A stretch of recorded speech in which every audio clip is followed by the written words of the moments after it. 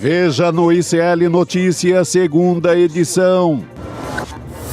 Queda de braço na Câmara. Após enxurrada de críticas, Mota adia a votação do projeto antifacção elaborado por Derrite. A Câmara não permitirá, em nenhum momento, que a Polícia Federal perca suas prerrogativas.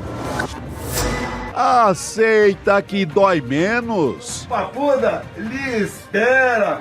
Boa estadia lá, valeu? Extrema-direita já considera inevitável que Jair Bolsonaro comece a cumprir pena em regime fechado. Tarcísio de Freitas queima a largada para 2026.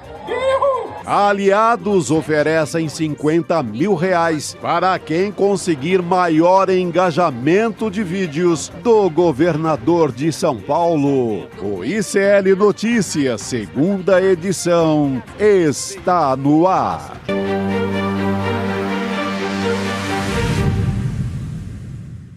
Olá, boa tarde. Seja bem-vindo, seja bem-vinda. O ICL Notícias, segunda edição, está começando. Estamos ao vivo nos nossos canais, no Instituto Conhecimento Liberta, Eduardo Moreira. Também boa tarde para você que nos assiste pelo canal da Voz Trabalhadora no YouTube. Boa tarde para você que nos ouve pela Web Rádio São João, em Quixadá, no Ceará, e na Rádio Cultural, na região da cidade de Torres, no Rio Grande do Sul. Nesse dia 11 de novembro de 2025, Chico Sá já está ao meu lado, nos estúdios de São Paulo. Boa tarde para você, Chico. Boa tarde, Gabi. Boa tarde, audiência. Vamos tocar, né? Fico ainda indignado quando eu vejo a cara do Derrite formulando, pensando segurança pública no Brasil. Pô, gente, o cara não resolve nem o metanol aqui em São Paulo. Hoje teve mais vários casos de bebidas batizadas. O cara não resolveu nada de segurança pública em São Paulo. Não é modelo para nada. O que o autoriza a pensar a segurança pública do Brasil? Pô. Você cantou essa bola aqui ontem, Chico, chamando de PL da bandidagem parte 2. Agora já está se popularizando esse termo, inclusive na internet, nas redes sociais, muita gente puxando por essa tag. Estava previsto para ser votado esse PL, que a gente conhece como PL da antifacção, mas já tem gente dizendo que é pró-facção. Totalmente. O PL. E não foi votado na Câmara dos Deputados, isso porque, como a gente está conversando aqui, há uma pressão muito grande. Ele tem passado por críticas, né? Porque muitos especialistas apontando problemas que podem acontecer a partir dessa aprovação, eventualmente. Foi retirado de pauta, então hoje, a gente ainda não sabe quando é que vai voltar, mas tem, além dessa avalanche de críticas, mudanças no texto. Ontem à noite mesmo a gente teve mudanças feitas pelo relator, o Guilherme Derrite. Vamos para Brasília conversar com a Heloísa Vilela a respeito disso. Elô, boa tarde para você. Boa tarde, Gabi. Boa tarde, Chico. Olha, só para vocês terem uma ideia, a quantidade de gente que está aqui esperando o Hugo Mota chegar. O presidente da Câmara vai dar uma entrevista daqui a pouquinho. E o grande tititi aqui na Câmara hoje é de que vem aí uma terceira versão desse relatório. Então o Derrite fez a primeira, levou muita pancada, veio com uma segunda, foi mais criticado ainda. E aí agora parece que vai apresentar uma terceira versão. E o que o pessoal do PT aqui na Câmara quer é a mudança do relator. Vamos ver se eles vão defender em público, mas é isso que eles já estão dizendo nos bastidores. Então foi um dia assim quentíssimo, de muita reunião, soco na mesa, discussão. Não foi nada fácil e eu acho que a vida do Hugo Mota é que está cada vez mais difícil por aqui. Chico, além desse... Você quer comentar? Não, é que eu fico pensando como é que surgiu essa ideia, né? Alguém disse, pô, tive uma ideia, vamos tirar a PF do combate ao crime no Brasil, de tudo. E uma ideia que veio da extrema-direita. Mas que é um maluco que tem uma ideia dessa? Vamos tirar a PF. Aí o outro falou, mas vamos ser legal assim com a PF, vamos permitir que, se ela pedir licença ao governador, normalmente um governador implicado nos casos da PF, se o governador autorizar, ela pode entrar, a Polícia Federal pode entrar em alguns casos. Gente, que ideia de louco é essa? Vamos tirar a PF Olha, de Chico, combate vou ao te crime no dizer- Brasil? Vou te dizer quem me descreveu um quadro muito parecido com... Vou te dizer quem não, vou te dizer que me descreveram aqui na Câmara hoje um quadro muito parecido com esse, mas com nome e sobrenome. A conversa era assim, uma pessoa falando para outra, né? Gente quente daqui, não é qualquer um. Falando assim, eu fico imaginando numa noite qualquer de bar, um vinhozinho rolando, e o Hugo Mota com o Rueda e o Ciro Nogueira dizendo, vem cá, vamos fazer o seguinte, vamos botar o Derrite para relatar esse negócio, porque aí a gente bota ali umas proteções para parlamentar nenhum ser investigado por causa de desvio de emenda e outros probleminhas mais. Então tem muita gente imaginando essa cena, viu? Muito bom, Elô. Não, Elô contou uma história que eu gostaria de contar. Aí sim, com o personagem. É isso aí. Eu imagino muito esses dois na cena do crime. Tanto o Antônio Rueda como o Ciro Nogueira. Que estão implicados, né, em vários casos que batem diretamente ou em avião do PCC, ou em fintech do PCC, ou em piloto que prestava serviço ao PCC. Essa gente toda aí, sem falar na parte das emendas. A indústria do roubo das emendas, que é outra pancada, né? Então, mas é que mesmo assim, Elô, mesmo considerando a biografia dessas pessoas, a biografia de um Ciro Nogueira e tal, eu fico pensando, como é que você tem uma ideia dessa e acha que o país inteiro vai deixar passar assim de bandeja, não é?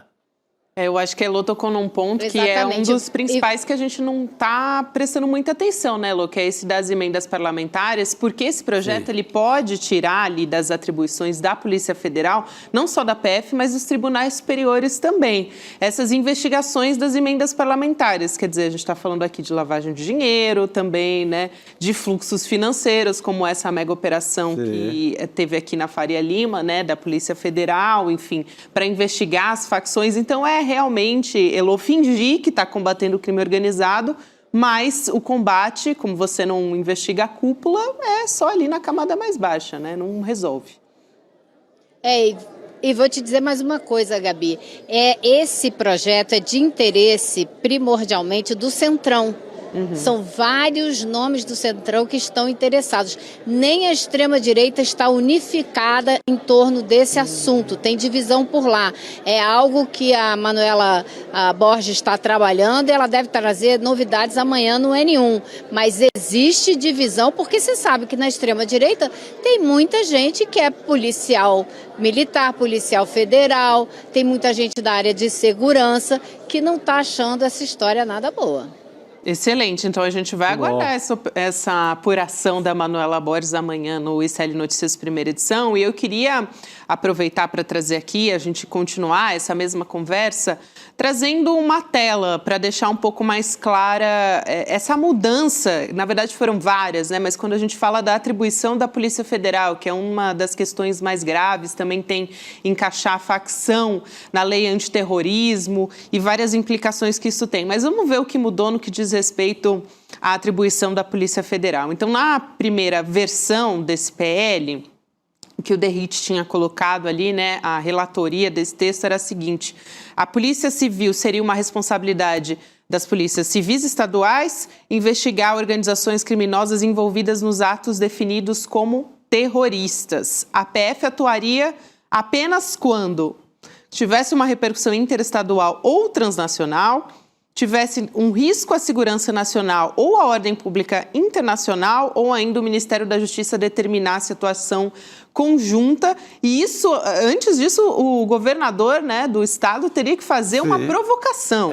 Essa é a primeira versão, que foi a que caiu. Ontem à noite o Derrite apresentou um novo texto, uma nova versão que ainda está sendo muito criticada. Vamos olhar para ela, então. Polícia Civil e PF. Permite a participação da PF por iniciativa própria, desde que os fatos investigados envolvam matérias de sua competência constitucional ou legal.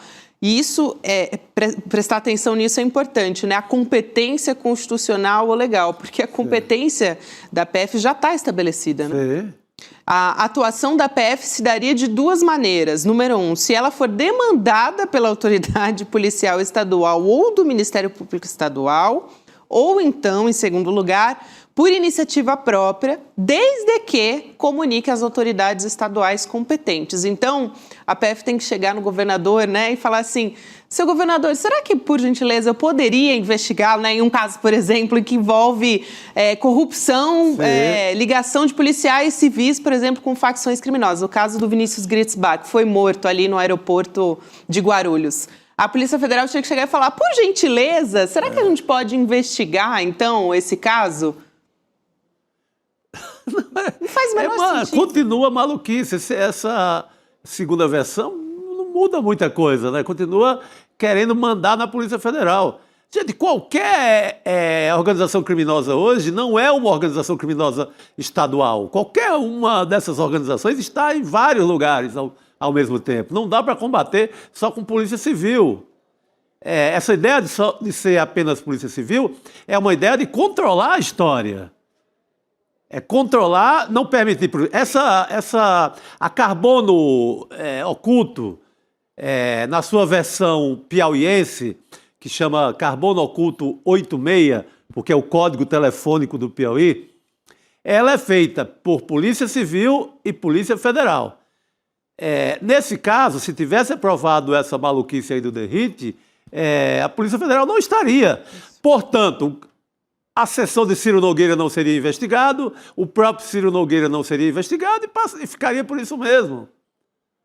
Sabe? Então, ela muda muito a vida desses personagens que você citou, Elô.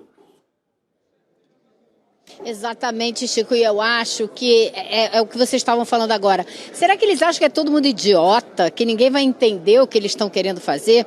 E o que a gente viu foram 24 horas de ataque ferrenho a essa proposta esdrúxula e um ataque muito bem coordenado, críticas muito bem feitas, mas coordenadas de todas as áreas do governo e da bancada aqui na Câmara dos Deputados. E esse ataque continua, não vai arrefecer, porque o que eu ouvi hoje não vamos recuar nenhum milímetro.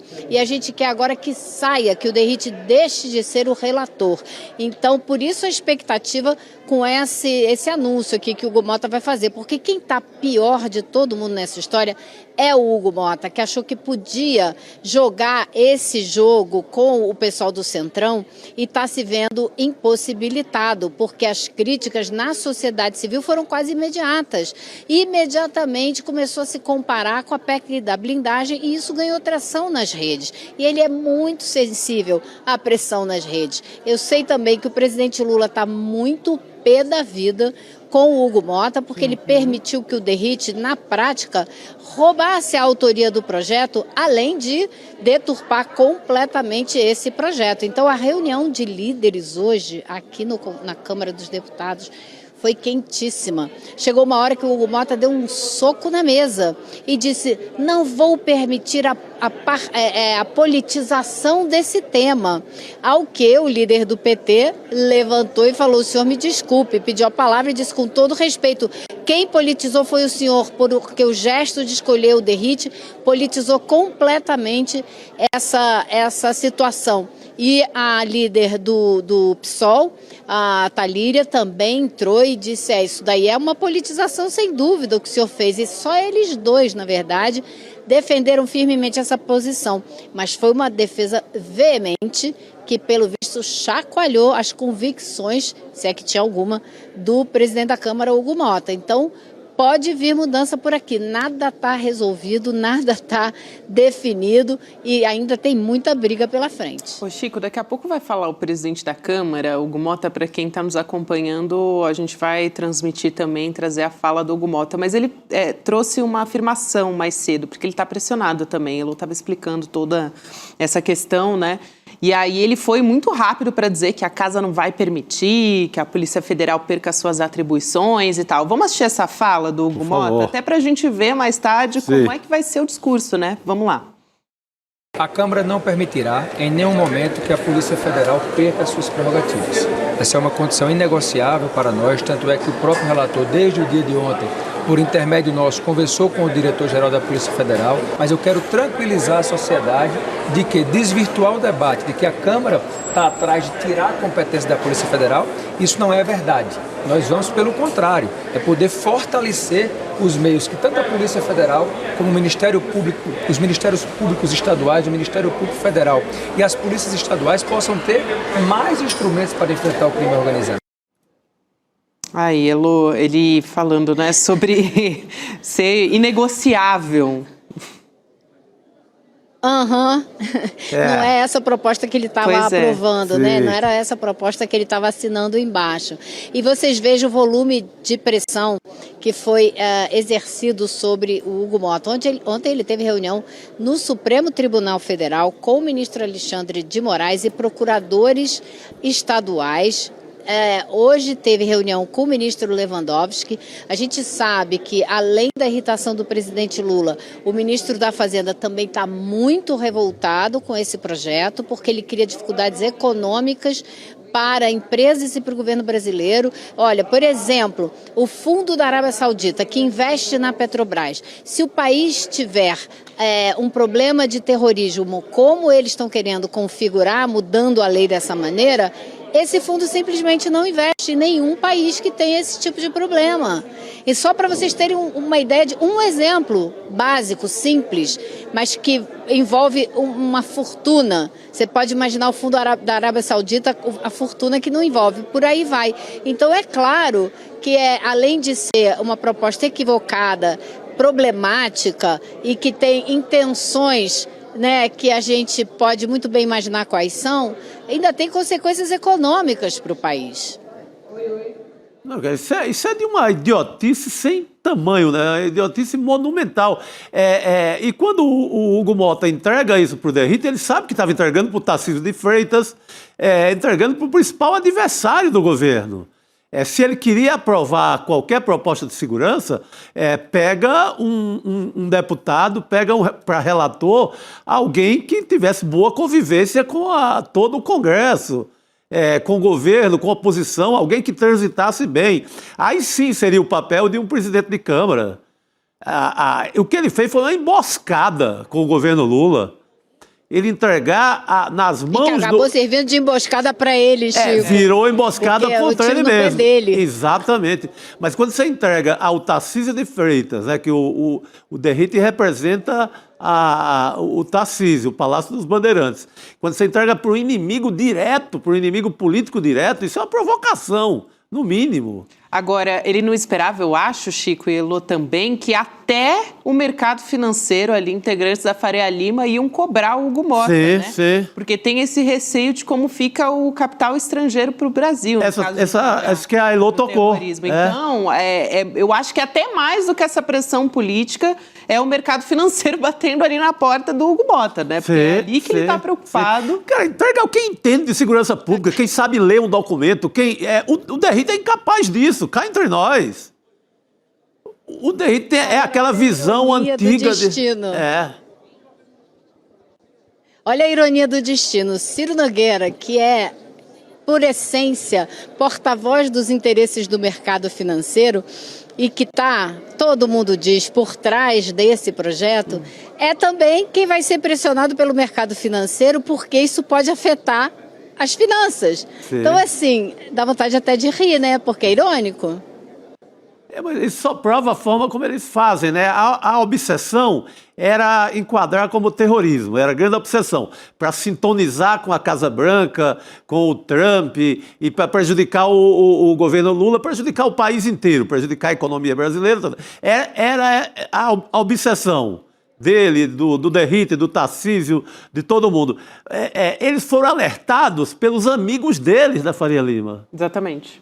Opa, isso foi mal, você vai prejudicar o meu fundo de finanças aí, segura essa aí, corta essa para mim, não deixa isso. É uma atrapalhada maluca, né? Extrema-direita completamente perdida. Isso é falta de candidato para 2026. Se eles tivessem um candidato com alguma chance a essa altura, estariam mais tranquilos. Eles não estavam preocupados nem um pouco com a questão da intervenção, falta de projeto, né? Isso. Era com a questão da Faria Lima mesmo.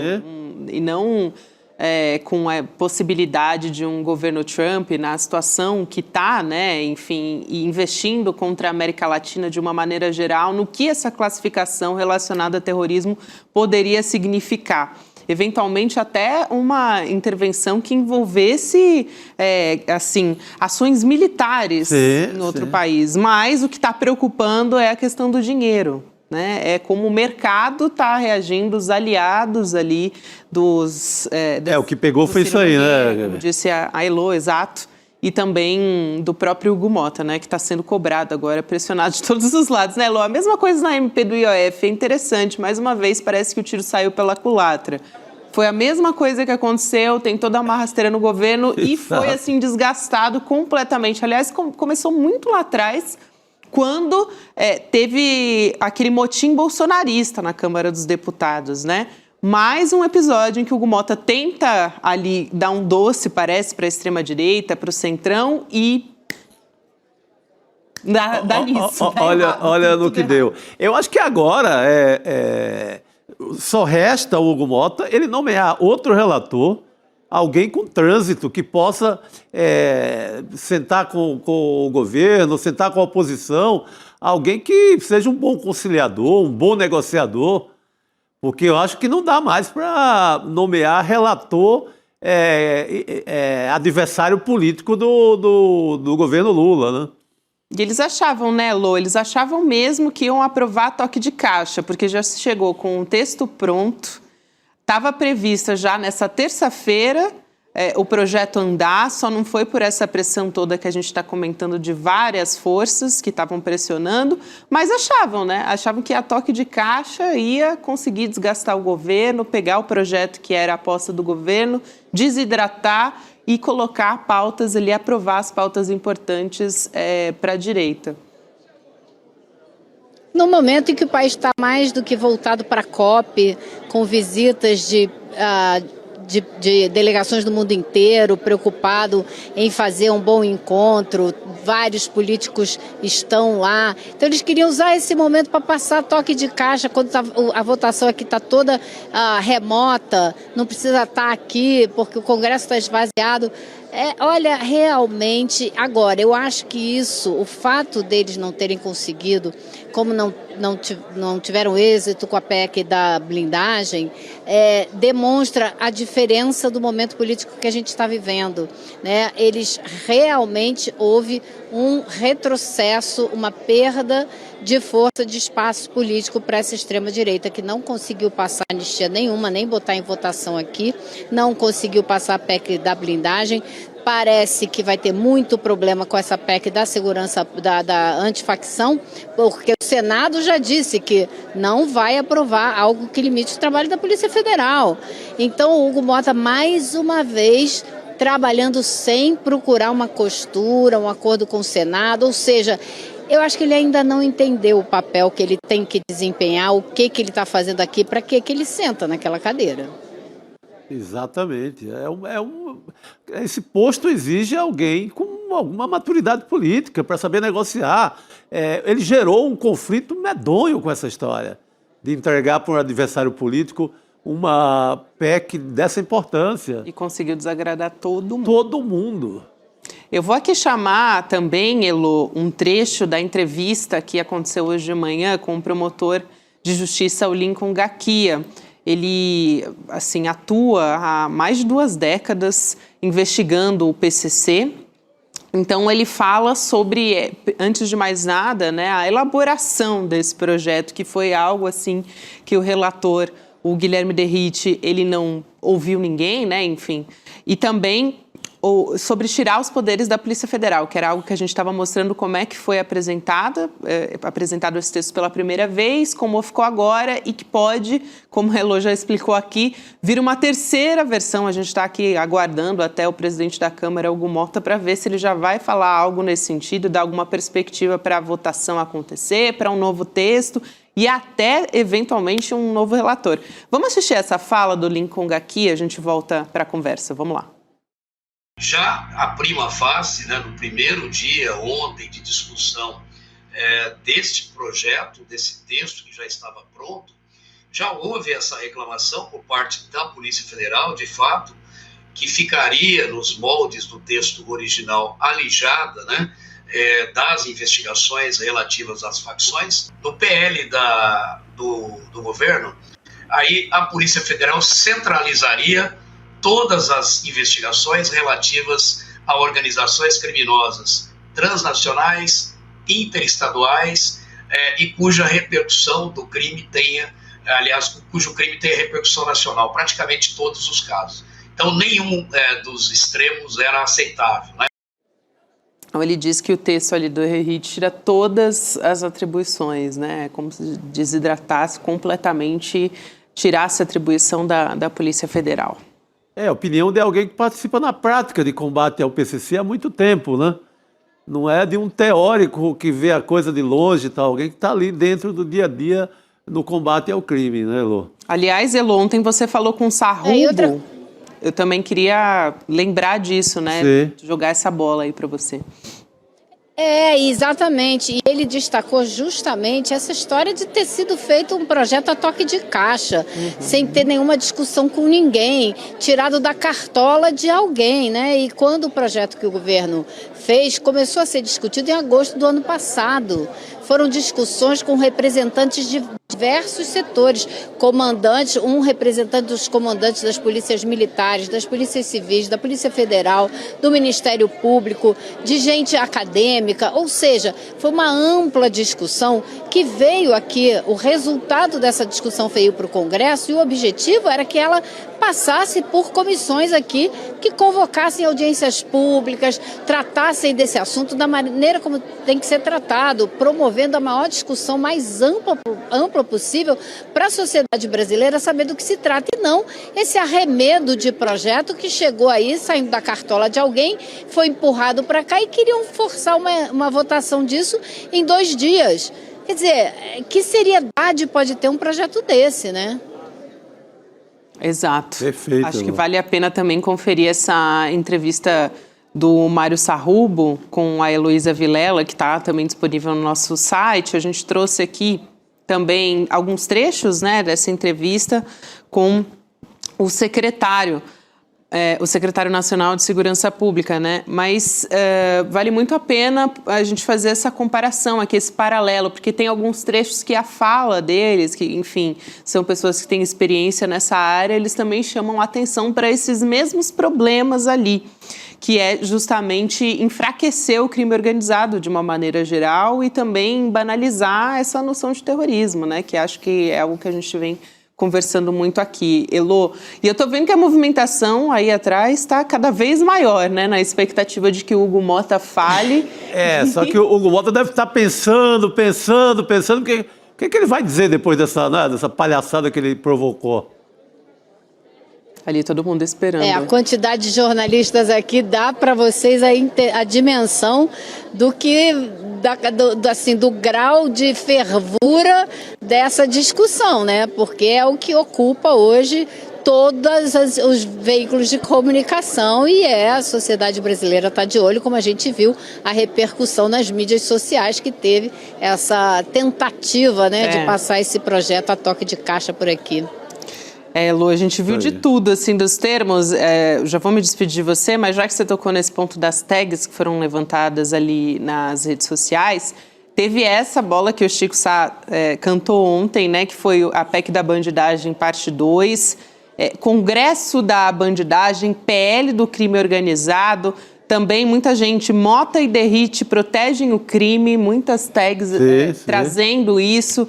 Então, a pressão assim, das redes também é bastante forte, muita gente se pronunciando por lá também. Muita gente falando, vamos voltar para a rua, lembrando a última manifestação, que fez com que o Congresso mudasse um pouco, né, que foi a PEC da bandidagem, né? Foi na hora que o povo vai à rua e dá uma mudada ali. Então, muita gente lembrando disso de novo, dessa necessidade. Acho que o Hugo Motta já está sentindo esse termômetro bater ali, né, Elô? De que daqui para frente, né, depois é mobilização nas ruas mesmo. Elô, a gente vai te liberar. É melhor ele pensar com mais cuidado na próxima. É verdade, a gente vai te liberar, porque daqui a pouquinho a coletiva deve começar e eu sei que você vai acompanhar por aí. Obrigada, minha amiga. A gente se vê em breve. Ok, beijo, pessoal. Beijo, Boa noite, amor. querida. Bom trabalho. Obrigado. Rodrigo Viana chegando aqui para nossa mesa redonda desse N2. Rodrigo, a gente ainda na expectativa para o Hugo Mota falar, presidente da Câmara, sobre o PL antifacção ou pró-facção, enfim, PL da bandidagem parte 2. Tem vários aí sinônimos para esse projeto, mas saiu uma notícia aí interessante, né? Sim, não, eu estava acompanhando, ontem também acompanhei à noite, a gente já estava sentindo o pulso, né, dessa história nas redes que tinha virado contra eles. E a maior demonstração disso foi o Hugo Mota já fazendo uma postagem quase pedindo desculpas pela indicação do Derrite, dizendo que de maneira nenhuma queria atrapalhar a Polícia Federal. E o outro termômetro é que os órgãos de imprensa conservadores estavam críticos também. Sim. Eu acho que eles não esperavam por essa. Você tem os mesmos meios de comunicação que apoiaram a chacina no Rio, como exemplo a Rede Globo e o Jornal Nacional, com críticos, com uma cobertura, com uma reportagem crítica a essa palhaçada do Derrite. Total. E do Hugo Mota.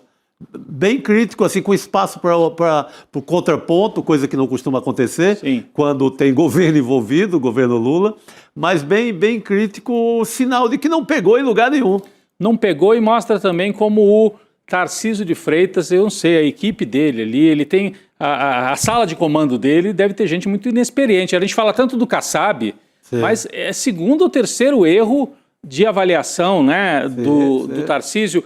Primeiro foi a história do bonezinho do Maga, vocês já comentaram um pouco, mas só para resumir, o bonezinho do Maga, depois ele sobe no palanque e sobe o tom contra o Supremo, né, dizendo que, fazendo um ataque direto ao Supremo Tribunal Federal, e agora, de novo, sentiu que a pauta mudou, agora ficou bom para nós, então agora vamos pisar no acelerador. Calma, tem nuances a política.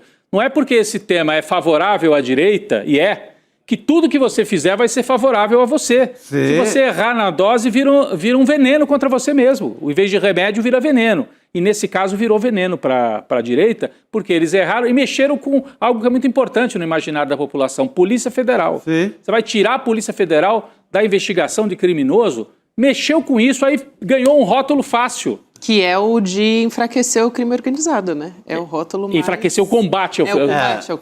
Exatamente. Perdão, isso mesmo. Enfraquecer a Polícia Federal e facilitar a vida para o crime organizado. Então, é um trio desastrado, né? O Tarcísio desastrado pela terceira vez, o Mota desastrado pela segunda vez e o Derrite, bem-vindo, Derrite, ao trio dos desastrados, né? Completamente. Lançado como um candidato, uma alternativa da direita, mas politicamente eles devem circular só naquele meio deles, só, sabe, grupo de WhatsApp, podemos, agora vamos com tudo, sem avaliação um pouco mais profissional do quadro político. Eu queria trazer uma notícia aqui, muito rapidamente. Saiu o resultado hoje do dólar fechando em queda de 0,64%, cotado a R$ 5,27, menor nível desde o dia 6 de junho do ano passado, 2024. Você teve a inflação hoje com o menor índice desde há 27 anos, né? É o menor índice desde o século passado. A inflação de hoje, do IPCA, que foi divulgada hoje, do mês de outubro, é a menor inflação para um mês de outubro desde 1998, quando o Fernando Henrique era presidente. Então, no século passado, né? Século passado. Então, 27 anos. Então, dólar no menor nível em 17 meses, inflação caiu, né? Então tem 0,09% de inflação e a Bolsa de Valores batendo recorde histórico. Aquilo que o Haddad falou no primeiro semestre vai se confirmando. Quando veio aquela turbulência, ele falou, calma, as coisas vão convergir e no segundo semestre precisa ter paciência que as coisas vão se equilibrar. E está acontecendo isso exatamente nesse momento. E também com o desemprego na baixa histórica. É a menor taxa de desemprego desde da Dilma, né? Então, são muitos números favoráveis ao governo na economia. Por isso que a direita está agarrada. Está agarrada no sangue aí para ver se... A direita ficou muito empolgada com a chacina, né? Ficou. E com aquela subida de popularidade do governador, do Cláudio Castro. Opa, é por aí. A gente tem um lugar para andar na eleição do próximo ano. Só que não é andar do jeito que eles querem, não é acabando com a Polícia Federal que eles vão alcançar a glória e ganhar a eleição. Exatamente. Aí vamos ver as análises, né, Gabi? Tem também fatores externos. No caso do dólar, tem, né, fatores externos. No caso da Bolsa de Valores, tem um otimismo mesmo de médio prazo com a economia, né? E no caso da inflação, aí sim, acho que a Faria Lima vai queimando a língua, como diz aqui a nossa manchete na tela, né? Vai queimando a língua, porque você lembra o que dizia a Faria Lima e o que dizia, por exemplo, Paulo Guedes? Se o PT voltar, vai haver um descontrole total, inflação, vai virar Venezuela, como eles gostam de dizer, né? E não aconteceu nada disso. A economia está razoavelmente bem administrada, o mundo está caótico, mas aqui no Brasil, o Brasil está muito melhor do que a média dos países de mesmo padrão. Temos que melhorar salário ainda, isso é evidente, né? Os salários não voltaram para o patamar pré-pandemia, mas desemprego baixo, dólar em baixa, inflação baixando, tudo isso é favorável. Combustíveis num patamar muito abaixo do governo Bolsonaro. Então... Muito abaixo, mas ainda incômodo. Quem vai no posto, eu tenho carro, ando também de metrô, mas ando também de carro. É incômodo. O preço acima de R$6 pesa para quem vai encher o tanque, mas tá um pouquinho melhor, vamos dizer. Sim, né? infinitamente melhor. Todas essas questões são colocadas, você falou do cenário externo, né, Rodrigo? Lógico, também, Débora Maganha deve analisar isso amanhã, com certeza, no mercado de investimentos a gente vai acompanhar, mas tem essa possibilidade, olhando para o exterior, do fim do shutdown, né, nos Estados Unidos, Sim. Que tem uma expectativa para isso acontecer. Mas a gente vai voltar a falar sobre o PL antifacção, que trazemos a qualquer momento, a gente ainda está na expectativa do presidente da Câmara, Hugo Mota, falar a respeito disso, trazer novidades, se esse texto vai ter uma nova versão, se vai ter um novo relator, enfim, a gente vai descobrir em breve. Mas enquanto isso, a gente vai conversar com o ex-secretário nacional de Segurança Pública, Luiz Eduardo Soares, é o nosso convidado para a gente continuar discutindo, analisando, trazendo todas essas questões relacionadas ao PL antifacção. Secretário, boa noite, bem-vindo. Boa noite. Boa noite, Gabriela, Chico, Rodrigo. Prazer estar com vocês e com toda a comunidade do ICL. Boa noite, meu caro. Prazer é nosso, secretário. Eu começo já te perguntando sobre essa atribuição da Polícia Federal e do texto como ele está agora, né, nessa segunda versão, que seria aí uma espécie de cabresto que está sendo colocado na Polícia Federal. Qual é o impacto que isso tem e também a importância da Polícia Federal quando a gente está falando especificamente no combate ao crime organizado, né? Que consequência que isso poderia ter na prática? Isso seria um desastre, né? A situação da segurança pública no Brasil já é dramática. Se esse PL, porventura, fosse aprovado, nós estaríamos, de fato, no abismo. E vocês já, inclusive, apresentaram essa análise ao longo do dia, eu achei muito feliz, muito precisa, porque se trata, de fato, daquela PEC da bandidagem requentada, né? E é quase indisfarçável. Lendo o texto, a gente, de fato, fica chocado, perplexo. Como é que é possível que alguém tenha coragem de apresentar ao país uma proposta dessa? As organizações não seriam reclassificadas, as organizações criminosas não seriam reclassificadas como terroristas, mas seus atos, sim. Isso significa, de novo, uma abertura para eventuais intervenções contrárias à soberania nacional, como nós sabemos. Segundo, se o DERIT tivesse transformado as organizações criminosas em organizações terroristas, toda a questão seria deslocada para a responsabilidade do governo federal e da Polícia Federal, e os governos estaduais se esvaziariam na área da segurança. Então, ele promoveu um truque, uma manobra que é muito evidente. As organizações não são terroristas, mas seus atos podem, assim, ser classificados, o que reabre a questão internacional para intervenções do imperialismo e, por outro lado, mantém a problemática da segurança pública e das organizações criminosas na esfera estadual, na medida em que ele acrescenta ainda essa exclusão da participação da federal, a menos que o governador do estado ou a governadora intervenha e solicite sua participação. Uma situação completamente absurda. É o contrário da PEC da segurança que o ministro Lewandowski tinha apresentado e que nós supostamente receberíamos agora, né? Cuja votação nós acompanharíamos supostamente em breve. Secretário, mais cedo a gente entrevistou, a nossa equipe, né, na manhã, entrevistou o promotor Gaquia, né, que é aqui de São Paulo e que tem um papel aí no combate ao PCC, é até ameaçado de morte pelo PCC aqui no estado de São Paulo, né? Ele deu uma entrevista fazendo a crítica do projeto do DERIT, mas considerando também que o projeto original do governo dava muitos poderes para a Polícia Federal e tal. Ele é um dos que defendem que haja uma autoridade de coordenação por cima da Polícia Federal, que ele falou não é a Polícia Federal, mas o governo federal é que deve fazer esta coordenação. De certa maneira, o senhor ocupou esse cargo, né, que era justamente um cargo de fazer essa coordenação em governos passados, né? Mas qual a posição do senhor? O Brasil precisa criar uma autoridade, talvez com mais peso, para fazer essa coordenação, que coordenasse Polícia, Ministério Público, Receita Federal, as polícias estaduais, né? Não no sentido do que o DERIT falou, de tirar a Polícia Federal e deixar na mão dos estados, mas justamente ao contrário, essa coordenação. O que a gente precisaria, de que maneira que a gente precisaria avançar para que isso acontecesse?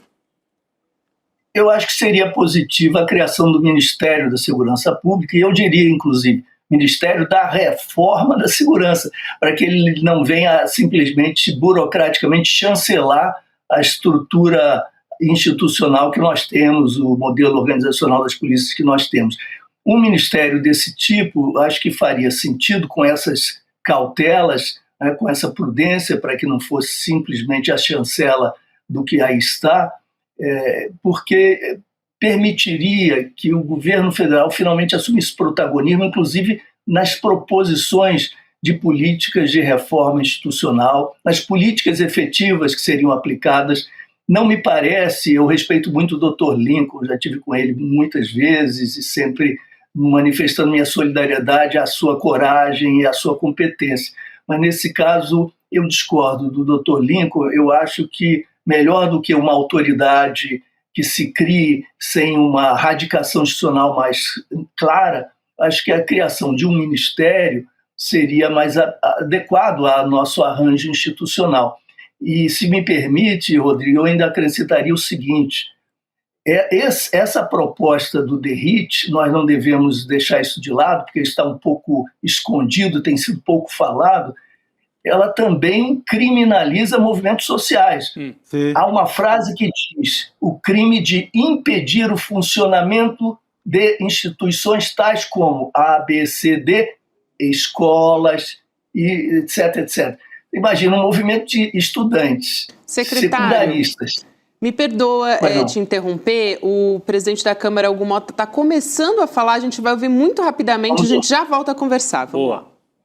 É o crime organizado.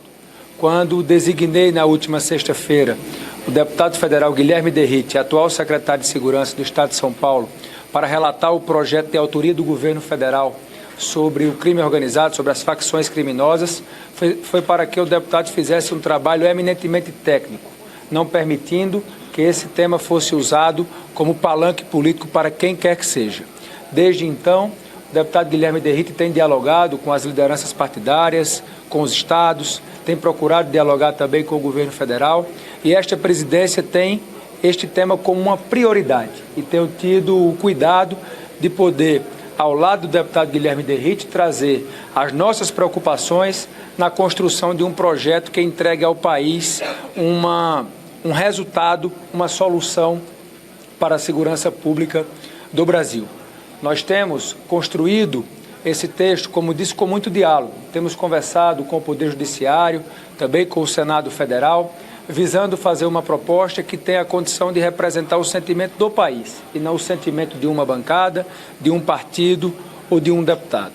Algumas preocupações foram levantadas e quero aqui, antes de passar a palavra para o relator da matéria, dizer que nós não vamos permitir que nenhuma discussão aqui na casa coloque em risco a soberania do nosso país. Esse é o primeiro ponto, que é um ponto muito caro para nós. E o segundo ponto é o papel da Polícia Federal. Desde o dia de ontem foram levantadas uma série de narrativas não verdadeiras que havia o interesse dessa casa de tirar o poder da Polícia Federal. Nunca existiu isso. Eu conversei com o diretor-geral da Polícia Federal ontem à noite, hoje pela manhã, almocei com o ministro da Justiça e reforcei isso também às lideranças do governo aqui na casa, que o papel da Polícia Federal para nós é inegociável no combate ao crime organizado. Então, para que as mudanças que atestem o papel dessa casa e o nosso compromisso com esse combate, eu quero que o relator possa fazer esse anúncio e a nossa expectativa é até o dia de amanhã construirmos o diálogo com as lideranças da casa e votarmos o projeto, quem sabe, no dia de amanhã no plenário da Câmara dos Deputados. Com a palavra, o deputado Guilherme Derrite. Obrigado, presidente. Bom, boa tarde a todos. Antes de mais nada, agradecer a confiança que a Câmara dos Deputados, na figura do nosso presidente, me concedeu, não só do presidente Hugo, do meu líder, deputado Luizinho, líder do Progressistas, contextualizando para vocês que existia na casa, existe ainda o requerimento de urgência do projeto do deputado Danilo Forte, que trata da alteração da lei antiterrorismo de 2016, e junto com esse projeto, chegou na casa o projeto com urgência constitucional do governo federal que tratava de organizações criminosas, o projeto antifacções. Qual foi a saída para construir esse diálogo?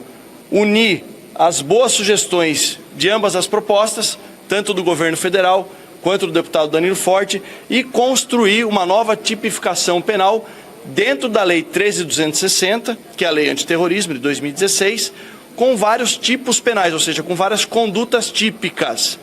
Dentro dessas condutas, as mais graves que acontecem por parte de membros de organizações criminosas. Algumas delas, domínio de território, explosões de caixas eletrônicos, que são conhecidos como domínio de cidades ou novo cangaço, a exploração de atividade econômica em determinada área, como acontece em algumas comunidades no Brasil, seja distribuição de energia, distribuição de gás, entre outras, utilização de armamento de uso restrito das Forças Armadas, como fuzis, como granadas. E dentro dessas condutas típicas, nós criamos um artigo, o artigo 2A, e dentro da lei antiterrorismo, sem mencionar que seria um crime de terrorismo, mas dentro da legislação. Qual que era o nosso objetivo? Prestigiar o trabalho do deputado Danilo Forte e trazer boas iniciativas que vieram do governo. Quais eu poderia destacar? Descapitalização de bens de empresas e a criação de um banco nacional de membros de organizações criminosas, que veio no texto, mas não veio a maneira como ele deveria ser feito, nem prazo. Dentro desse contexto, isso foi posto nesses novos tipos penais e passamos a realizar as discussões. Qual que foi o grande celeuma, a grande discussão? Como a Lei Antiterrorismo de 2016 é de competência exclusiva da Justiça Federal, ou seja, da Polícia Federal realizar a investigação, eu tive que colocar nesses novos tipos penais praticados por membros de organizações criminosas, que já acontecem, infelizmente, diariamente, em todos os estados, uma ressalva, que mantinha-se a competência da Justiça Estadual, das polícias estaduais e dos membros e dos Ministérios Públicos estaduais na figura dos GAECos. Ou seja, explosão de caixa eletrônico, quando acontece hoje em qualquer canto do país, é a Polícia Estadual que faz a investigação. Eu só fiz essa ressalva. E aí abriu a brecha para a criação dessa narrativa equivocada, dizendo que eu estaria desconfigurando ou enfraquecendo o trabalho da Polícia Federal. Isso não é verdade. Mas para que fique claro, e para que também a gente tenha campo... Agora falava na Câmara dos Deputados o Guilherme Derrite, secretário. Então, aproveitando aqui para ter a sua análise sobre isso também. Mas só para fazer um resumo muito rapidamente, a gente destacou aqui até na nossa tarja o que era o Guilherme Derrite dizendo construir uma nova tipificação penal na lei antiterrorismo. Lembrando que o Guilherme Derrite tem um interesse político importante no Senado no ano que vem e quer deixar essa marca como dele em relação ao PL antifacção. E aí estava falando sobre essa competência da Polícia Federal e da lei antiterrorismo, na verdade, né? Querendo dizer que foi um celeuma porque tentou tirar do âmbito da competência da PF para encaixar os estados. Isso é algo que não é muito uma novidade, ele não trouxe nenhuma alteração em relação a esse segundo texto que estava sendo colocado. Só para concluir aqui, o que falava o Hugo Mota antes, e acho muito importante a gente olhar para a imagem do Hugo Mota, que estava ali cercado de muitos personagens da extrema-direita, né? Do lado dele estava a Bia Kicis, tinha o Sóstenes Cavalcante também, líder do PL, atrás dele, ali meio escondido, mas estava ali, né? E outros personagens da direita também. Ele já tinha falado sobre essa questão do risco da soberania, né? De que não deixaria colocar em risco a soberania do país, e o que me chamou muito a atenção é ele falando sobre a diminuição da competência da Polícia Federal. Ele disse que não são verdadeiras, são narrativas, essas questões que foram colocadas, que é algo que está no texto que foi apresentado pelo Hugo Mota, nas duas versões, né? De uma forma um pouco mais amena na segunda versão do que na primeira, que era completamente descarada. E aí disse que tinha conversado tanto com o Andrei Rodrigues, da Polícia Federal, como também o ministro da Justiça, o Ricardo Lewandowski. Mas vamos lá, passar para o secretário também avaliar essas falas, tanto do Hugo Mota como do Guilherme Derride também. Eu espero não ser grosseiro se eu disser que esse é um espetáculo de cinismo. Me perdoe a expressão, mas eu não encontro palavra mais adequada, viu? E é um teatro inacreditável, porque os documentos estão disponíveis, a nossa comunidade que acompanha aqui a nossa conversa pode testemunhar, pode verificar, pode ler na internet, há aí à disposição possibilidade de leitura, acesso, etc. Ele diz claramente, em primeiro lugar, torna, na medida em que inscreve as organizações criminosas e suas práticas numa lei que se refere a terrorismo, mesmo não as identificando nesses termos, ele qualifica as ações dessas organizações como tais, porque senão não estariam nessa moldura legal. Então, obviamente, há essa requalificação. O que coloca, sim, deputado Hugo Mota, coloca, sim, em questão a soberania do país, porque se há atos terroristas empreendidos por agências criminosas brasileiras, elas serão reclassificadas como terroristas fora do Brasil, evidentemente, com a maior facilidade. Isso já está pré-estabelecido, mesmo que não tenha sido enunciado explicitamente, tudo isso está contido na lei relativa ao terrorismo.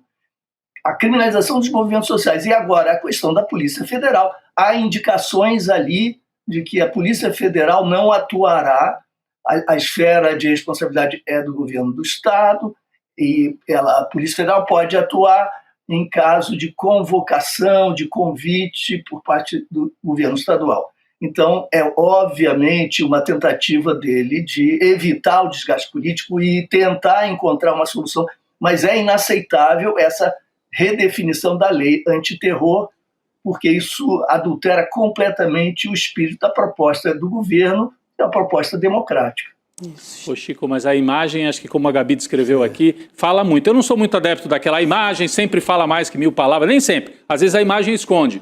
Mas a escolha, o Hugo Mota falou ao lado do Derrite e ao lado do Sóstenes Cavalcante e da Bia Kicis. Então, se ele quisesse ter chegado a um acordo, ele teria que ter levado para lá o Lindbergh, teria que ter levado... Ele teria que mudar o relator. Você não acha, secretário? Como é que você escolhe para uma relatoria um secretário de Segurança Pública do principal adversário da próxima eleição no país? Ou seja, você acaba gerando um conflito gigante. Então, para um tema que já é muito delicado. Então, eu creio que ele deveria ter voltado para aquela coletiva com um novo relator, no mínimo. Pois é. É uma afronta, né, Chico? Uma afronta, claro. Uma afronta, evidente. E não está explicado absolutamente. É claro que o país não aceitaria essa redução de responsabilidade da Polícia Federal, que é o que nos resta em termos de confiabilidade, de competência, etc. Então, essa âncora de competência, de responsabilidade e confiabilidade tem que ser preservada.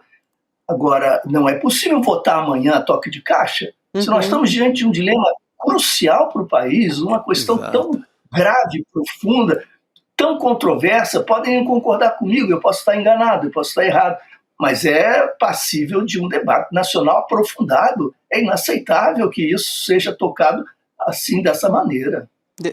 Secretário, o texto já estava pronto, né? Quando o Derrite foi escolhido para essa atribuição, para a relatoria, já apresentou um texto. Menos de 2 horas, não é isso? Ele apresentou um texto. E já teve que mudar também muito rapidamente, né? Apresentar uma segunda versão de tanta pressão, de tantas críticas que foram colocadas a partir dessa primeira versão. Quer dizer, e fez sem nenhum debate. Ele exclui quem? Desculpa. Ele exclui também o Ministério Público. Isso. Ele exclui também. Então, isso, e nós temos de estar com toda atenção com o nosso foco ligado relativamente à questão dos movimentos sociais. É verdade, você estava falando antes.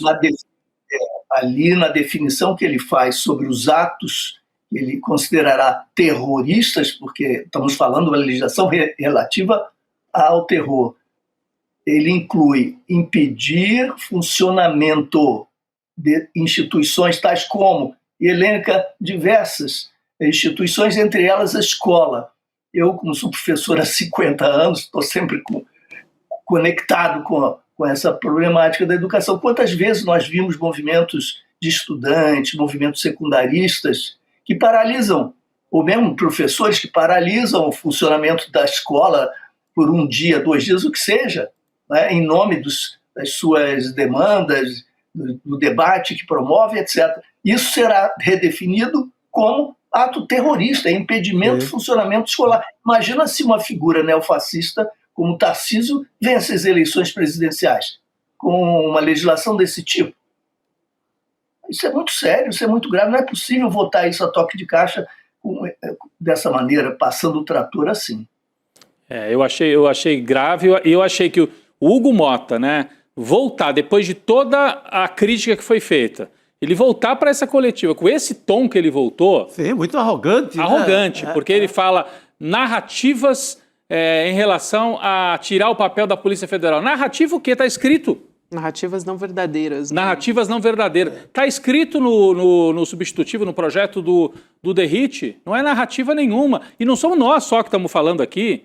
O Estadão, né, jornal conservador de São Paulo, ficou preocupado com isso. Porque é tirar a Polícia Federal... Peraí, deixa eu entender, né? Setores conservadores. O Hugo Motta recebeu recados de que a turma do conservadorismo também não estava gostando. O conservadorismo não fascista, né? Eu estou falando, né? Do conservadorismo.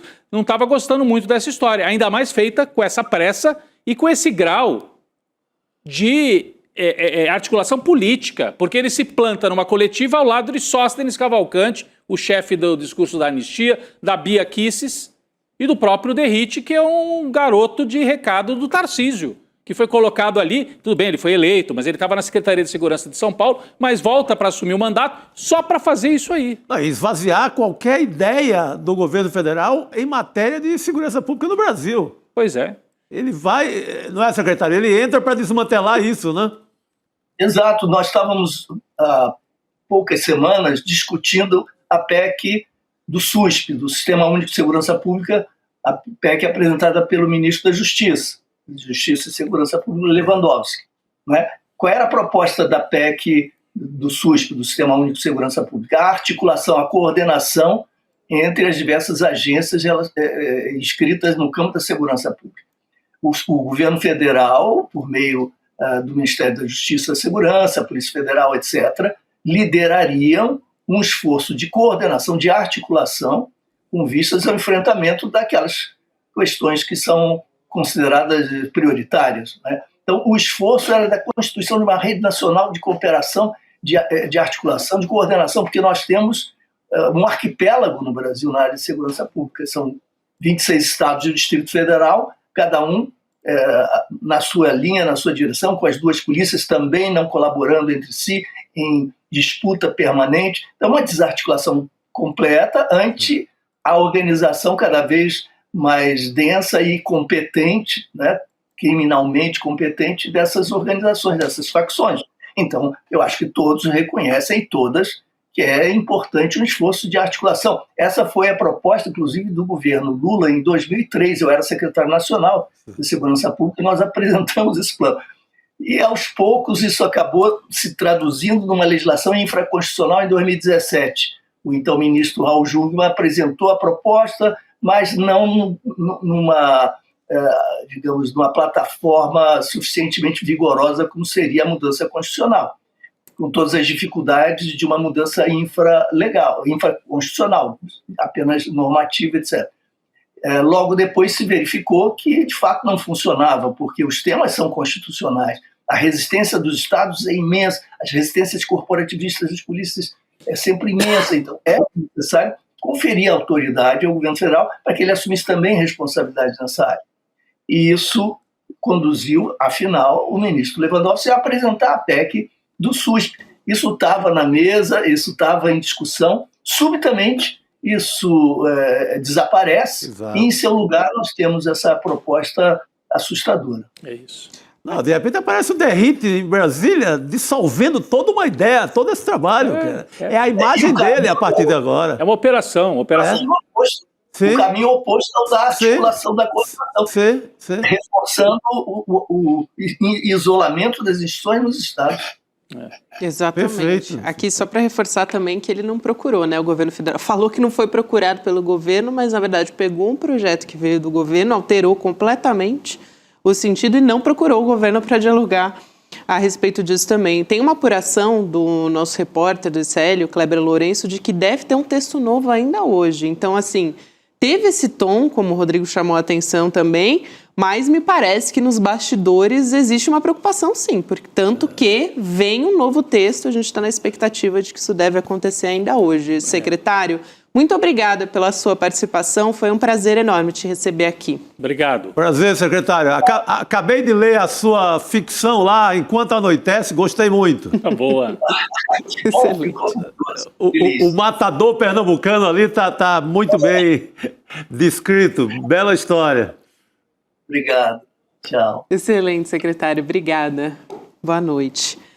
Bom, gente, aqui quero também lembrar, ontem acho que foi a primeira vez que a gente comentou aqui no ICL que a gente vai ter uma nova pós-graduação, né? Primeiro curso de pós-graduação em teoria crítica da sociedade do Brasil. É importante para a gente já teve outra pós-graduação aqui no ICL, com outra turma, o Repensando o Brasil, agora é um outro curso que vem a partir daí, tão importante para a gente interpretar, por exemplo, esse acontecimento que a gente está trazendo hoje, né? Senão a gente embarca, por exemplo, nessa fala do Hugo Mota de narrativa. Essa operação mesmo. Verdadeira. Imagina se a gente não tem um olhar crítico para uma operação dessa.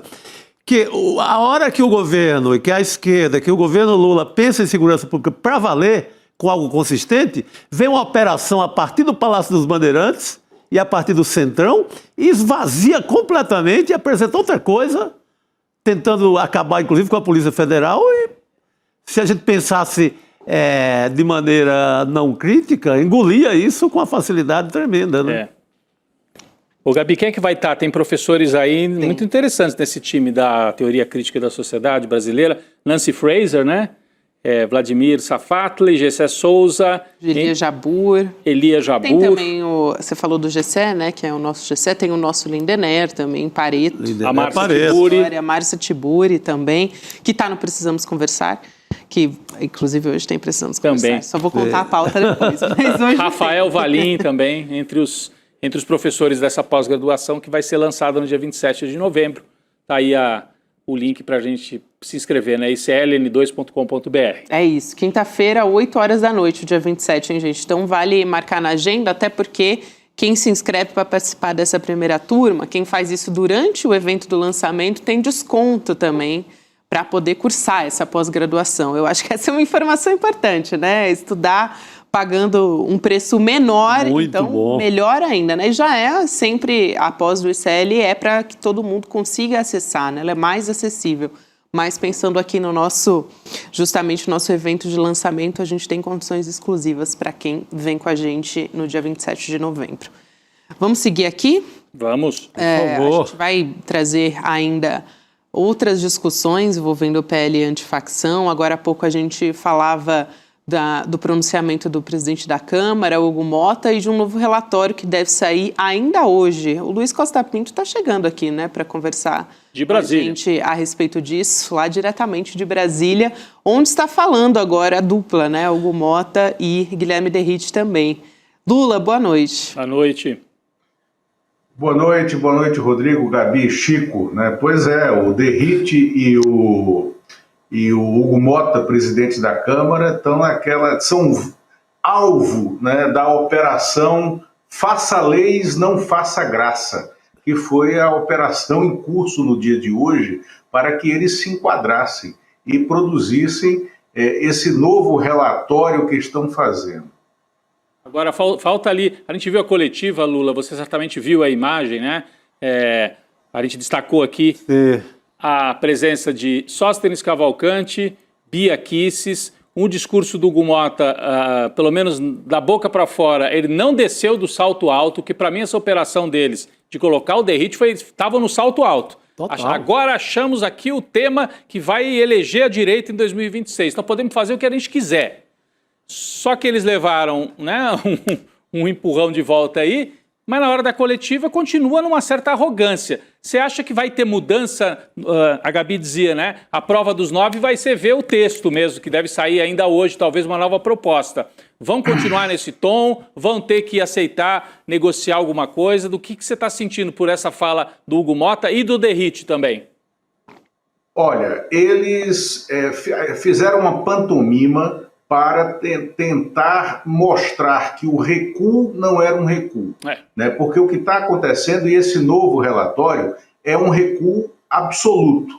Eles estão retirando do projeto, né, do substitutivo, toda aquela parte de aumento de penas, estão esquecendo de vincular o combate a facções e ao narcotráfico ao terrorismo, que era aquela ideia absurda que surgiu na extrema-direita e com origem, com inspiração na legislação americana, queria escancarar, né, o país, as fronteiras brasileiras e o mercado financeiro e as nossas exportações para uma devassa, ou possibilitar uma devassa financeira externa aqui. Então eles estão retirando aquilo de qualquer vinculação com a lei de combate ao terror e estão criando um projeto de lei que vai estar dentro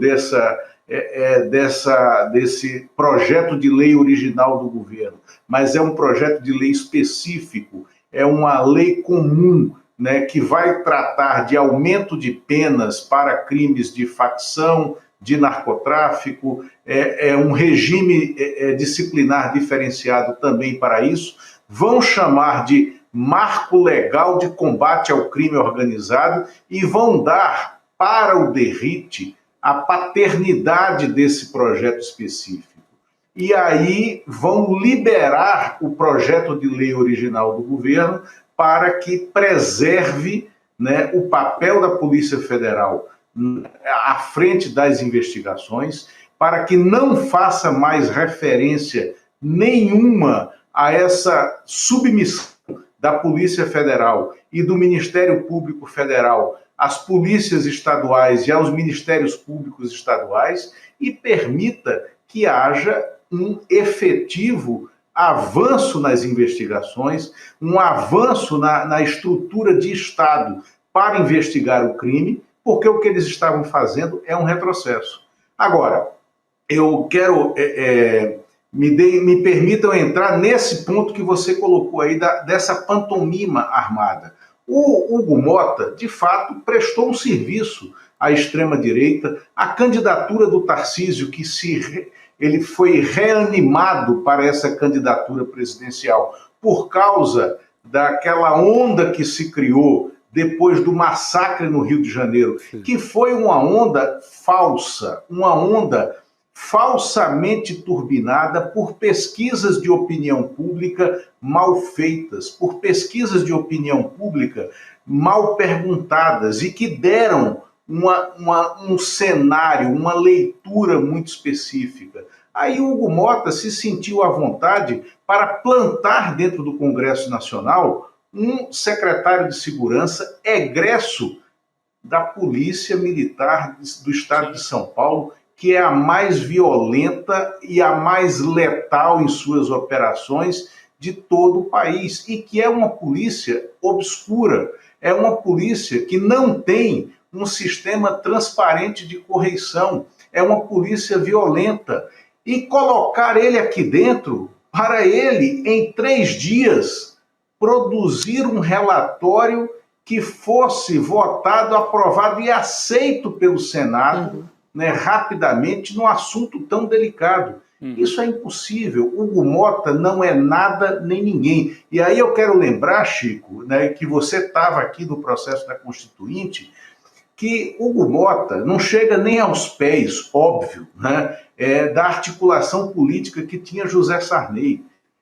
Antes de a Constituinte começar a trabalhar, o Sarney, que era o Sarney, inventou uma comissão de notáveis para que eles escrevessem uma pré-constituição, um projeto anterior à Constituição, que seria como se fosse o modelo que deveria ser adotado pela Constituinte. E entregou a coordenação disso a ninguém menos que Afonso Arinos de Melo Franco.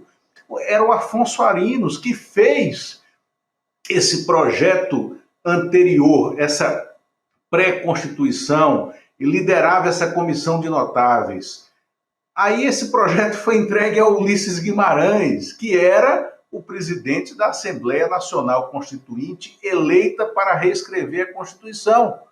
E Ulisses Guimarães agradeceu, mas jogou no lixo, né? Não serviu para nada, porque não tinha função. A função de legislar é do conjunto de legisladores. Então, o que faltou, né, ao Derrite foi a humildade de ele ouvir, né, o restante do legislativo, ele ouvir o governo e ele ouvir pelo menos as entidades envolvidas, Polícia Federal, Ministério Público Federal, Ministérios Públicos Estaduais, as polícias estaduais e de todos os estados, porque eu vi uma manifestação até do deputado Danilo Forte, que é um deputado do União Brasil do Ceará, é um deputado da bancada de oposição de direita e é o autor dessa maluquice, né, de equiparar o combate ao narcotráfico e às facções ao terrorismo. E o Danilo Forte estava reclamando, né, dessa retirada da Polícia Federal, da liderança da investigação, da liderança do combate ao crime organizado. Lula, a gente também conversou mais cedo, aqui o N1 conversou com o Lincoln Gaquia. Eu só queria fazer uma observação muito rapidamente, porque teve um momento que o Lula falou sobre a polícia violenta, né, do Guilherme Derrite, e ele próprio foi retirado da rota, né, por excesso de mortes em serviço. Então, só fazer essa observação sobre o currículo do Guilherme Derrite, que é sempre... E ele demonstra orgulho com relação a essas mortes, sempre, né? Tentando, nesse discurso populista aí do sangue eleitoral. Exato. E das próprias operações, né, que a gente teve aquela operação no Litoral Verão, Paulista. aqui no Litoral Paulista, ele também sempre defendeu a atuação da polícia e a letalidade policial, que é mais grave. Mas aqui, só para trazer também a fala que a gente teve do promotor Lincoln Gaquia, mais cedo a gente trouxe um outro trecho, mas ele estava falando sobre a necessidade de se diferenciar máfia, facção, de terrorismo. Então, a gente tem um trecho dessa fala do Lincoln Gaquia, a gente vai ouvir, vamos lá. Na Itália, por exemplo, as máfias, elas praticam ou já praticaram atos de natureza terrorista. Isso eu não tenho dúvida, mas elas não são consideradas terroristas, elas são consideradas organizações mafiosas, né? E eu acho que é essa distinção que a gente precisa fazer. Agora, é uma opção legal. O substitutivo do Derrite, ele faz uma opção por equiparar essas organizações ou essas facções a terroristas, né? É uma opção legal, legislativa, que precisa, como eu disse, ser discutida, né? Porque ela tem efeitos não só internos, mas externos também. Ele chama a atenção para os efeitos externos. Só para reforçar aqui, a gente já falou, mas para lembrar que o Lincoln Gaquia, ele tem experiência no combate a facções criminosas há mais de 20 anos. Ele tem 30 anos de atuação, 20 anos só combatendo especificamente as facções, principalmente o PCC. Quando ele fala de externos, ele está falando da possibilidade de intervenção, né? Sim, que é algo que a gente vem conversando muito por aqui. Porta aberta aí que querem deixar, né, para o governo, para a Casa Branca, para a CIA, para todo mundo fazer festa aqui dentro. Pois é. Fala, Lula. Que é o argumento que o governo Trump está usando para ameaçar a Venezuela e a Colômbia, né, de invasão. E os outros países caribenhos. Exatamente. Eu achei assim, a fala do Lincoln Gaquia, ele é uma pessoa que tem que ser ouvida, é importante e tudo. Ele fez críticas ao Derrite, mas como eu já lembrei aqui, ele tentou também fazer uma espécie de os dois lados exageraram, entendeu? A fala dele de manhã no no N1 eu ouvi mais ou menos nesse sentido. O governo, governo federal deixava atribuições demais para a Polícia Federal e o Guilherme Derrite suprimia completamente, né? Um pouco por aí. De qualquer maneira, é importante ouvir uma pessoa central também nesse debate, né, Gabi? Nesse debate de segurança pública. Exato. A Elô também ouviu ontem, e a gente trouxe aqui a fala do ex-secretário também nacional de segurança pública, o Mário Sarrubo, falando sobre essa questão do terrorismo também. Ele chamou atenção para a gravidade disso, né? Então, acho que vale a pena aqui fazer essa lembrança aqui a essa entrevista que a Elô Vilela trouxe, que está completa lá no nosso site, mas também chamando a atenção para essa questão de como ele diz, na verdade, o Sarrubo, que banaliza completamente a questão do terrorismo, né? Quando inclui as facções nesse âmbito. E aí, claro, a gente já trouxe também a fala do Gaqui, que vai nesse mesmo sentido e chamando atenção para a possibilidade de intervenção externa também. Posso avançar aqui para trazer um outro personagem que está ali um pouco... É meio que satélite dessa história, mas é muito importante a gente observar a ligação, que é a do Guilherme Derrite, que quer ser senador no ano que vem e foi ali alçado a esse posto não por acaso, que é o governador Tarcísio de Freitas. Olha que importante essa matéria que saiu na revista Fórum. A interferência, né, nessa tramitação justamente do PL antifacção que a gente está conversando aqui, que seria uma estratégia também do Tarcísio de Freitas, né, uma espécie de participação ali para ganhar protagonismo, colocando o secretário dele, que ele também tem a intenção de alçar um cargo importante ao Senado, né, que a extrema-direita está tentando povoar o Senado ali de todas as maneiras. O que a revista Fórum traz hoje dessa reportagem, né? Indicando que os aliados do governador de São Paulo, Tarcísio, estão promovendo um campeonato de cortes nas redes sociais. O que é isso? Eles estão oferecendo um prêmio, gente, de R$50 mil. Esse prêmio ele vai ser pago para quem conseguir um maior engajamento dos vídeos do Tarcísio. Então, eu acho que vocês vão se lembrar quem lançou nas eleições municipais últimas uma competição muito parecida com essa, né? E que depois foi tornado inelegível. O da cadeirada, o que recebeu a cadeirada, o Pablo Marçal, não é isso? O Pablo Marçal. O homem da cadeirada. O cadeirada é o da Atena, né? Não, o da Atena deu a cadeirada no Pablo. Marcelo. É verdade. O homem atingido pela cadeirada. Mas antes disso, ele promoveu também, né, um concurso desse tipo, muito parecido. É o mesmo modelo. Recebia um prêmio em dinheiro também, a mesma coisa, mesmo universo. E aí ele ficou inelegível por abuso de poder econômico, né, e uso indevido dos meios de comunicação. É a mesma estratégia. Agora, sabe o que me chama a atenção, Chico, Gabi e Luiz Costa Pinto? Que vazou, né? Esse campeonato de cortes vazou porque um desavisado, não sei se foi de propósito, parece que foi sem querer, acabou contando nas redes sociais que isso estava acontecendo. A Fórum percebeu, a revista, o repórter fez a apuração e trouxe tudo isso, puxou a pena e apareceu a galinha inteira. As orientações para quem queria fazer os cortes incluíam o seguinte: atenção, queremos os cortes, mas é preciso que vocês não vinculem o Tarcísio ao Bolsonaro. A orientação era essa. Me chamou muita atenção isso, Chico. Não te chamou a atenção também? Sim. Então, desvincula do Bolsonaro e vincula a segurança pública. É o único tema que interessa para nós, entendeu? Então, o Lula... Bolsonaro é laranja chupada, né? Com a carcaça já colocada lá no meio-fio do fim de feira, né?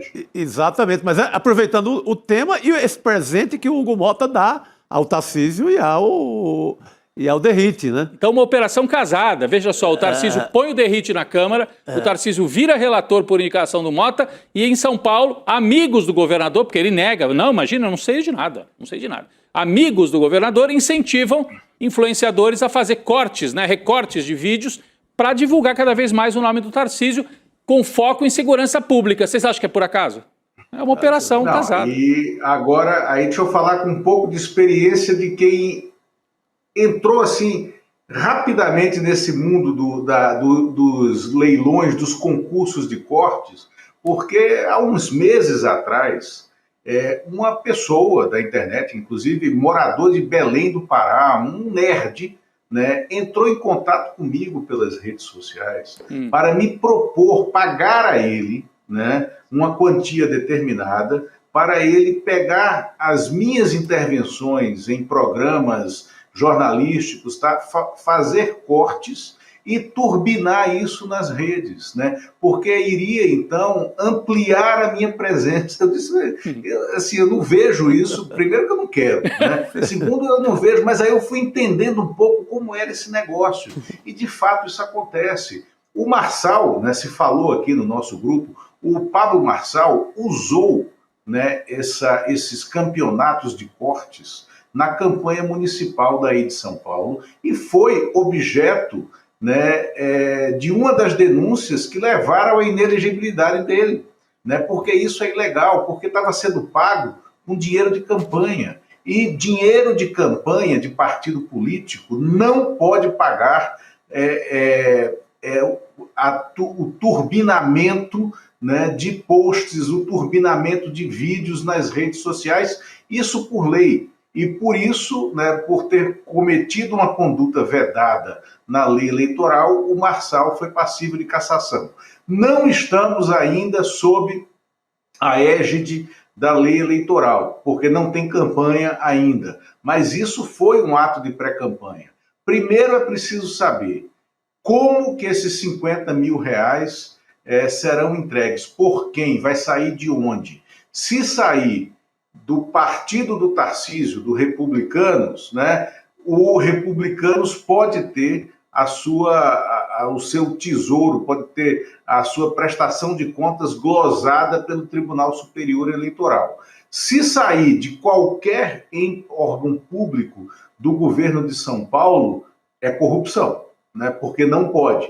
E nenhum órgão público pode ajudar a turbinar a imagem do gestor que está acima da gestão, no caso o Tarcísio no governo de São Paulo. E se foi um empresário privado que está oferecendo esse dinheiro, também é corrupção, né? Isso é peculato. Né? Então, tem vários crimes envolvidos. E aí precisamos saber quem vai apurar isso, o Ministério Público de São Paulo ou o Ministério Público Federal? Né? Aí entra, né, de novo nesse ambiente tarcisesco. Agora, há que se ressaltar que foi um ótimo furo, né, do pessoal da Fórum, e eu acho que tem que se ficar ligado nesse tipo de apuração, de uso de redes e tal, que foi o que expôs o esquema ilegal de campanha do Bolsonaro lá em 2018 com a M4. Vocês lembram aquela matéria da Patrícia Campos Melo, que colocou, né, o esquema ilegal de mensagens no WhatsApp e que fez com que o próprio WhatsApp, a legislação brasileira, mudasse para a campanha de 2022. Então, esses vazios de apuração acontecem e as ilegalidades estão acontecendo. A gente tem que descobri-las. Muito bom. Muito bom, Lula. Não, agora, se depender do Ministério Público de São Paulo, do jeito que os caras estão em relação ao governo Tarcísio, meu Deus do céu, pode esquecer. Não, dormindo na sombra. Aqui tem um Ministério Público atento às coisas. Pô. Dormindo furiosamente. Meu Deus do céu, a turma... tem tanto café ali perto da sede deles, no centro. Café bom para dar uma acordada, mas nada. Nada. Lula, bom ter você com a gente, querido. Obrigada por hoje. Obrigado, a gente conversa Lula. De novo na semana que vem. E obrigado a vocês e sempre às ordens. Abraço. Obrigada, boa noite, querido. Lula. Até mais. Deixa eu trazer atualizações aqui. Essa do Chico Sá me quebrou, né? Tem um monte de café bom ali, eles estão dormindo. Agora há pouco a gente estava trazendo aqui fala do Guilherme Derrite, também do Hugo Mota, lá na Câmara dos Deputados. Enquanto a gente conversava, eles continuaram fazendo um pronunciamento ali aos jornalistas, né? E o Derrite recuou daquela ideia de equiparar as facções ao terrorismo. Disse que as funções da Polícia Federal vão ser preservadas, então a gente tem expectativa de sair esse relatório ainda hoje. Essa deve ser a alteração principal que vem por aí, viu, Chico e Rodrigo também. É uma recuada considerável, né? Ao meu ver, não seria interessante ele continuar na relatoria, porque contaminou já o clima todo para aprovação desse projeto. Mas já é uma recuada interessante. Sim. Então, seriam 2 pontos em que ele recua, né? na equiparação de facções a terroristas e na tentativa de retirar a Polícia Federal. Isso é absurdo, até inconstitucional essa proposta dele, né? Certamente seria barrada mais adiante no Supremo. Mas os ministros já estavam soprando para a imprensa que ia ser barrado. Ia ser barrado. Então, ele vai mudar essas duas coisas. Mas vamos ficar de olho. Ele ainda vai tentar colocar jabutis aí nesse... De qualquer maneira, ter a cara dele nesse projeto, isso foi uma emboscada sem limite do Hugo Mota, né? Uma sacanagem braba com o governo. É imperdoável. Segunda emboscada que ele pratica nesse ano, a primeira do IOF e agora a emboscada do projeto. Não aprendeu nada, né, Rodrigo? Aquela vez apanhou dos dois lados, agora está apanhando de novo. Está apanhando por enquanto de um dos lados e vai apanhar, porque agora vai ficar, mas peraí, está esvaziando, está cedendo demais ao governo. Fica com o pé em cada canoa, vai acabar caindo na água. É isso aí. Muito bom. Eu quero também lembrar que a gente está em semana de COP30 ainda, viu, gente? Vai até semana que vem, COP30. Sim. A gente tem, já falou muito sobre os discursos do presidente Lula aqui, das novidades que estão sendo anunciadas. A gente tem a nossa Cristina Serra acompanhando tudo de lá e também Juliano Medeiros está na COP30. Então hoje a gente tem um trecho trazendo novidades sobre o que está rolando lá pela COP em Belém. Vamos assistir. Salve, comunidade do ICL, a gente está aqui na COP, segundo dia da Conferência do Clima das Nações Unidas, aqui na Zona Azul, na Blue Zone, onde estão os estandes das organizações não governamentais, da sociedade civil, também grupos de pesquisa, universidades e os estandes dos governos. Aqui aconteceram no dia de hoje vários debates, várias mesas, várias rodas de conversa para debater os diferentes temas da agenda da COP. Adaptação às mudanças climáticas, mitigação para a redução dos gases de efeito estufa, financiamento climático, cooperação internacional, enfim.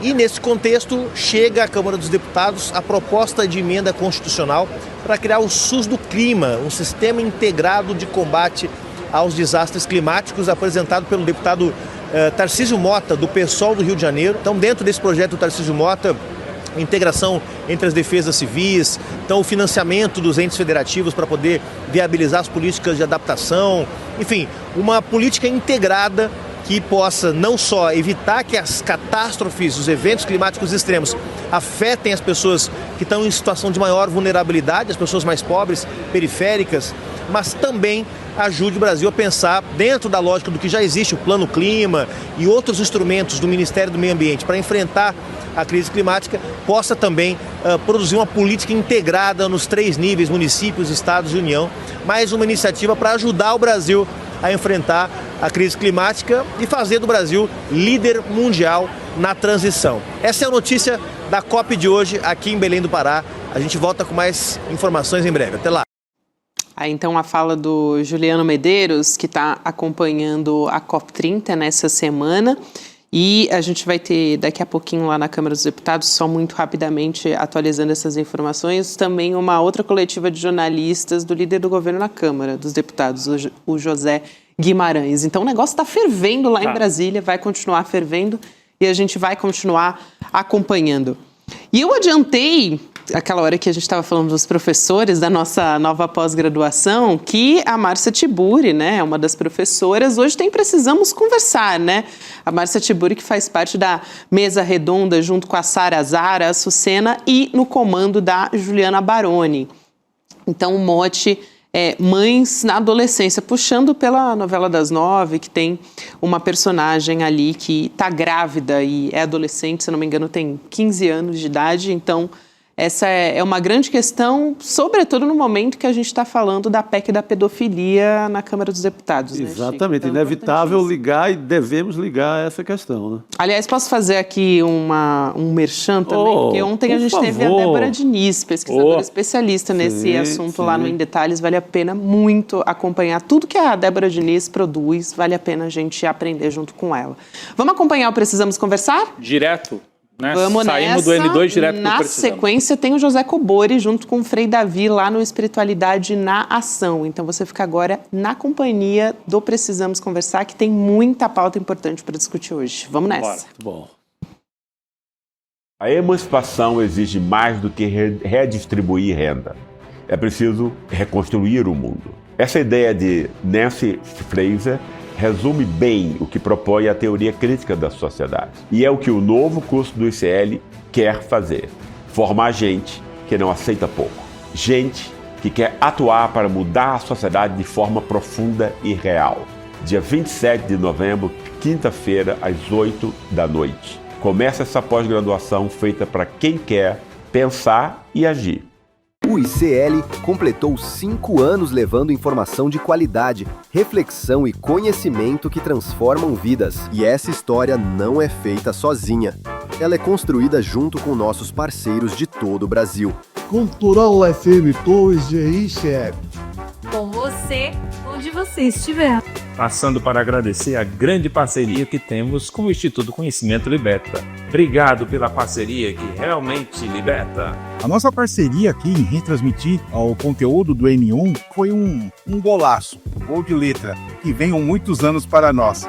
Um forte abraço a todos. Salve, camaradas do ICL! Vamos crescendo juntos aí nessa grande parceria e esperamos que venham mais muitos e muitos anos pela frente. Conhecimento liberta, e é por isso que nós temos essa parceria, para expandir esse conhecimento. E nós estamos juntos nesse processo e nessa...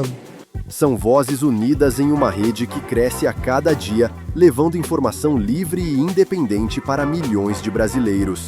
E você, que tem um canal no YouTube ou uma emissora de TV, pode se juntar a nós. Retransmita o sinal do ICL e leve transformação para a sua audiência. ICL, 5 anos de informação que liberta. E juntos, vamos muito mais longe.